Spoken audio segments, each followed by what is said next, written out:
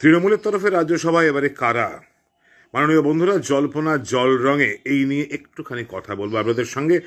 যেটুকু খবর যে আজকেই আপনারা সবাই অফিসিয়ালি জানতে পেরে যাবেন, রাজ্যসভায় যে 5টি আসন খালি হচ্ছে সেখানে মমতা বন্দ্যোপাধ্যায় এবং অভিষেক বন্দ্যোপাধ্যায় কাদের পাঠাচ্ছেন আর কাদের পাঠাচ্ছেন না। একটা খবর প্রথমে, কাদের পাঠাচ্ছেন না বলে এখনো পর্যন্ত জল্পনা জল রঙে যেটুকু শোনা যাচ্ছে, কাদের পাঠাচ্ছেন না সেটা আপনাদের বলে রাখা যেতে পারে। ডক্টর শান্তনু সেন, তিনি সম্ভবত এবারে আর রাজ্যসভায় যাচ্ছেন না। তাকে সম্ভবত বহরমপুরে লড়তে বলতে পারেন লোকসভা নির্বাচনে মমতা বন্দ্যোপাধ্যায়। এবারে যাচ্ছেন না সম্ভবত আবির রঞ্জন বিশ্বাস, তিনি যাচ্ছেন না সম্ভবত, এবং নাদিমুল হক, তিনিও সম্ভবত এবারে আর দিল্লির টিকিট কাটতে হচ্ছে না তাকেও। যদিও বা এটা আপনাদের জানাই আছে যে রাজনৈতিক জল্পনা